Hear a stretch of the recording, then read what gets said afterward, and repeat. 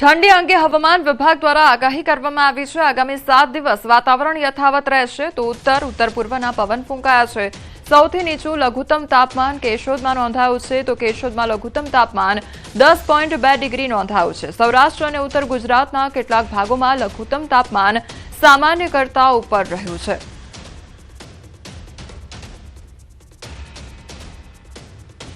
आज का जो फोरकास्ट है 20 जनवरी से लेकर 26 जनवरी तक 7 दिन इसमें कोई बारिश का संभावना नहीं है और जो लघुत्तम तापमान है इसमें भी कोई बड़ा बदलाव नहीं रहेगा अगले 7 दिन तक। अहमदाबाद के लिए जो फोरकास्ट है इसमें क्लियर स्काई का पूर्वानुमान दिया गया है और जो लघुत्तम तापमान है 14 डिग्री सेंटीग्रेड के आसपास रहने का पूर्वानुमान दिया गया है। और जो हमारे तटीय क्षेत्र है उत्तर और दक्षिण गुजरात की जो तटीय क्षेत्र है इसमें पवन का जो दिशा रहने वाला है उत्तर गुजरात की उत्तर पश्चिम से उत्तर दिशा से पवन चलेगी और स्पीड रहेगी 15 से 20 नॉट। और दक्षिण गुजरात की जो तटीय क्षेत्र है इसमें उत्तर से उत्तर पूर्व दिशा से पवन चलेगी, उसमें जो स्पीड रहेगी 15 से 20 नॉट रहेगी। अभी सबसे कम तापमान जो लघुत्तम तापमान रिकॉर्ड हुआ है वो है आपका केशोद में 10.2 डिग्री सेंटीग्रेड रिकॉर्ड हुआ है। હવામાન નિષ્ણાંત અંબાલાલ પટેલ દ્વારા મોટી આગાહી કરવામાં આવી છે। કાતિલ ઠંડી સાથે કમોસમી વરસાદની આગાહી કરવામાં આવી છે। એક મજબૂત પશ્ચિમી વિક્ષેપ આવી રહ્યો છે। 22 જાન્યુઆરીથી વિક્ષેપની અસર શરૂ થશે તો ગુજરાતમાં 24 અને 25 જાન્યુઆરીએ અસર થઈ શકે છે। પશ્ચિમ સૌરાષ્ટ્રના ભાગોમાં વાતાવરણ પલટાશે તો કચ્છ બનાસકાંઠામાં પણ હવામાન પલટાશે। આ સિઝનનો સ્ટ્રોંગ પશ્ચિમી વિક્ષેપ છે તેવું પણ કહેવામાં આવ્યું છે। ઉત્તર ભારતમાં હિમવર્ષાની શક્યતાઓ સેવાઈ રહી છે તો રાજસ્થાનના ભાગો ઉત્તર ભારતના ભાગોમાં હિમવર્ષા થવાની શક્યતા પણ વ્યક્ત કરવામાં આવી છે।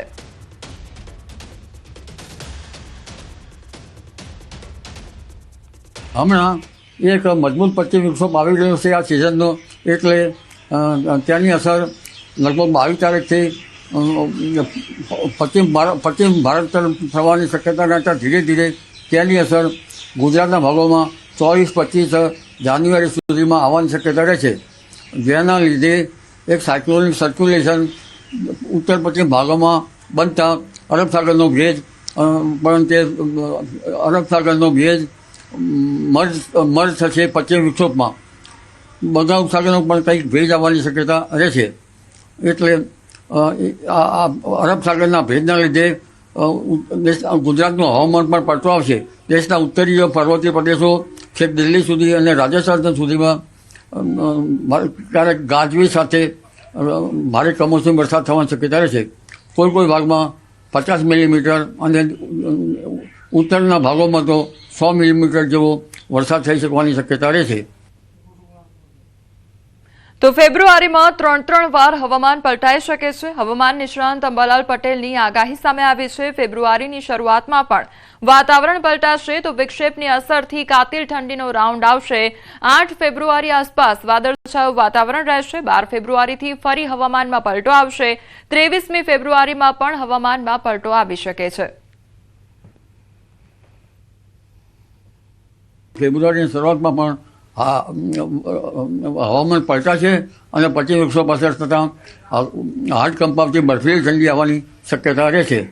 ફેબ્રુઆરી માસમાં લગભગ શરૂઆતનો ફેબ્રુઆરી માસ 8 તારીખની આસપાસ વાદળવાયુ જણાશે। 12મી ફેબ્રુઆરીથી હવામાનમાં પલટો આવવાની શક્યતા રહેશે। 23મી ફેબ્રુઆરીથી પણ હવામાનમાં પલટો આવવાની શક્યતા રહેશે।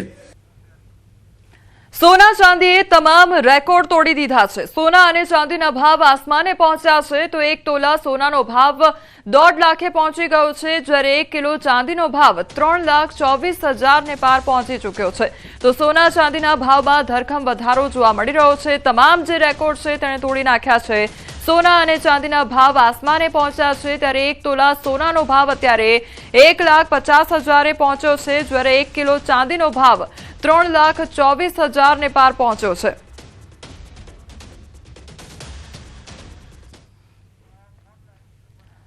સંવાદદાતા દીપિકા અમારી સાથે જોડાઈ ગયા છે। દીપિકા, સોના ચાંદીના ભાવમાં ધરખમ વધારો, અત્યારે માર્કેટ પર કયા પ્રકારની અસર જોવા મળી રહી છે?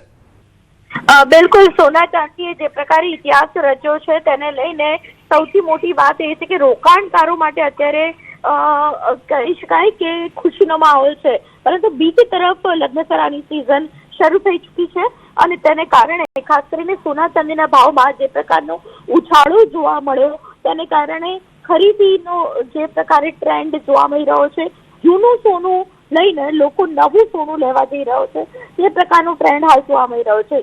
આ પ્રકારનો જે ઉછાળો છે હજુ પણ વૈશ્વિક બજાર ઉપર સૌથી મોટી હાલ અસર જોવા મળી રહી છે. હજુ પણ વધારો થઈ શકે તેવું નિષ્ણાતોનું માનવું છે. જે પ્રકારે કમૂરતા સમયે જ આપણે સમાચાર આપ્યા હતા, ન્યૂઝ 18 ગુજરાતીએ કહ્યું હતું કે કમૂરતા પૂરા થતાની સાથે જ લગભગ 1.45 ની આજુબાજુ ભાવ જોવાઈ શકે છે. જોકે તેનાથી પણ વધારે 1.50 ની આજુબાજુ ખાસ કરીને સોનાનો ભાવ છે.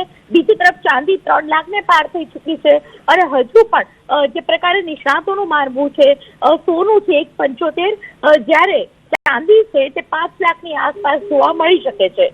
જી દીપિકા, સમગ્ર માહિતી બદલ આપનો આભાર.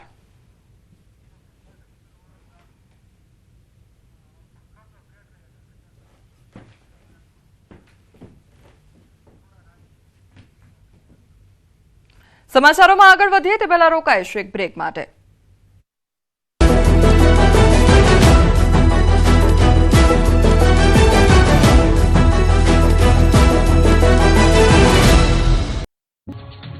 ઠાકોર સમાજે ગુજરાતમાં વિવિધ નિયમોને લગતું બંધારણ ઘડ્યું, જેમાં લગ્નમાં ડીજે વગાડવા પર પ્રતિબંધ મુકાયો, જેને લઈને પણ પાટણ સહિતના ઠાકોર સમાજની વસ્તીમાં ડીજે વગાડતા સંચાલકોમાં રોષ ફાટી નીકળ્યો. ડીજે વાળાઓનો વ્યવસાય ઠપ થઈ જવાનો ભય સતાવી રહ્યો છે, જેથી પાટણના હંસાપુર ખાતે ડીજે સાઉન્ડ સિસ્ટમને વ્યવસાય સાથે સંકળાયેલા વેપારીઓની બેઠક મળી, જેમાં ઠાકોર સમાજના કોઈ કાર્યક્રમમાં ડીજે નહીં વગાડે તેવો સૂર આલાપ્યો. આ બેઠકમાં ચર્ચાયું કે ડીજે સંચાલકોએ હવે જીવન નિર્વાહ માટે શું કરવું તેવો સવાલ પણ ઉઠ્યો. સાઉન્ડ માલિકોએ આક્ષેપ કર્યો છે કે આ નિર્ણય પાછળ ચોક્કસ રાજકીય એજન્ડા કામ કરી રહ્યા છે, જેના કારણે હજારો પરિવારની રોજીરોટી સંકટમાં મુકાય છે. તેઓએ પ્રશ્ન ઉઠાવ્યો હતો કે શું 5,000 કે 10,000 રૂપિયાના ખર્ચથી કોઈ વ્યક્તિ દીવાદાર બની જાય? સાઉન્ડ સંચાલકોના મતે આ વ્યવસાય સાથે જોડાયેલા 99% લોકો ઠાકોર સમાજના જ છે. આમાં આ પ્રતિબંધ સીધી રીતે ઠાકોર સમાજના યુવાનોના આર્થિક હિતો પર ફટકો છે. ચીમકી આપી કે તમે જો ડીજે બંધ કરાવ્યું તો અમારે દારૂ ગાળવાનું શરૂ કરવું પડશે, કેમ કે તમે ડીજે બંધ કરાવ્યો પણ દારૂ તો બંધ કરાવ્યો નહીં. આ બેઠકમાં ખાસ કરીને કોંગ્રેસ અને સાંસદ ગેનીબેન ઠાકોર સામે ઉગ્ર રોષ વ્યક્ત કરવામાં આવ્યો. ગેનીબેન ઠાકોર પર નિશાન સાધતા સંચાલકોએ યાદ અપાવ્યું હતું કે ડીસામાં જે ભાઈએ ગેનીબેનનું વરઘોડું મફતમાં કાઢી આપ્યું, આજે તેઓ જ આ વ્યવસાયના વિરોધમાં ઉભા છે. આ ઘટનાક્રમને લઈને સાઉન્ડ સંચાલકોએ આગામી ચૂંટણીમાં કોંગ્રેસને વોટ ન આપવાનું આહવાન કર્યું છે. તો આ કોઈ બંધારણ કોંગ્રેસે નથી બનાવ્યું, આ ભાજપે નથી બનાવ્યું. આ સામાજિક બંધારણ હતું ને સામાજિક બંધારણ એટલે નીચેથી લોકોની માગણીથી સમય પરિવર્તિત થાય. ગઈકાલે દરબાર સમાજ, જાગીરદાર સમાજ ઉત્તર ગુજરાતનો ભેગો થયો હતો, તો એમે પણ આ ડીજેનો પહેલો મુદ્દો હતો કે તમામ પ્રસંગોની અંદર જે આપણા એમના સામાજિક પ્રસંગો હોય એની અંદર ડીજે ના વગાડવું. 25 તારીખે રબારી સમાજનું છે, તો પછી ડીજે વાળા કઈ મોટી તોપો છે કે અમે ડીજેને બદલે દારૂ વેચશું? તો જે એને સ્ટેટમેન્ટ આપ્યું હોય એ વ્યક્તિની સામે પોલીસે પણ કાર્યવાહી કરવું પડે. સ્થાનિક સ્વરાજ્યની ચૂંટણી પહેલા ગુજરાતના રાજકારણમાં હવે હલચલ શરૂ થઈ ગઈ છે. પક્ષ પલટાની જાણે મોસમ આવી ગઈ હોય તેમ આમ આદમી પાર્ટીને મોટો ઝટકો લાગ્યો. 2 વર્ષ પહેલા આમ આદમી પાર્ટીમાં જોડાયેલા કરસન બાપુ ભાદરકાને આપથી હવે મોહભંગ થઈ ગયો. હવે આમ આદમી પાર્ટીને અલવિદા કરીને કોંગ્રેસમાં જોડાઈ ગયા છે. ગત વિધાનસભાની ચૂંટણીમાં આમ આદમી પાર્ટીથી માણાવદરથી ચૂંટણી લડનાર કરસન બાપુએ હવે ઝાડુ છોડીને પંજો પકડ્યો. સુરતમાં કોંગ્રેસ પ્રદેશ પ્રમુખ અમિત ચાવડા સહિતના નેતાઓની હાજરીમાં કોંગ્રેસનો ખેસ પહેર્યો. કોંગ્રેસની જન આક્રોશ યાત્રામાં કોંગ્રેસમાં જોડાઈ ભાજપ પર અને આમ આદમી પાર્ટી પર પ્રહાર કર્યા હતા. પ્રાથમિક સુવિધા નહીં મળતા સ્થાનિકોએ રોડ પર ઉતરી વિરોધ પ્રદર્શન કર્યું. લોકોના હલ્લાબોલના દ્રશ્યો છે મોરબીના, જ્યાં માનસધામ 1, 2 અને ત્રિલોકધામ સોસાયટીમાં બિલ્ડરે પ્રાથમિક સુવિધા આપી નથી. આ અંગે અનેકવાર રજૂઆત કરવા છતાં કોઈ કામગીરી ન થતા અંતે બંને સોસાયટીના રહીશો વિફર્યા. રોષે ભરાઈને રોડ પર ઉતરી આવ્યા. બિલ્ડર દ્વારા છેતરપિંડી કરાયા હોવાના આક્ષેપો સાથે રોડ પર બેસી ધરણા કર્યા. રોડ ચક્કાજામ કરતા વાહનોના ખડકલા થઈ ગયા. પીપળી જેત પર રોડ પર બંધ કરી દેવાતા વાહનોની કતાર લાગી. મોટી સંખ્યામાં લોકોએ વિરોધ પ્રદર્શન કરતા ટ્રાફિક જામના દ્રશ્યો સર્જાયા. કલાકો સુધી વાહન ચાલકોને પોતાના જ વાહનોમાં પુરાઈ રહેવું પડ્યું હતું.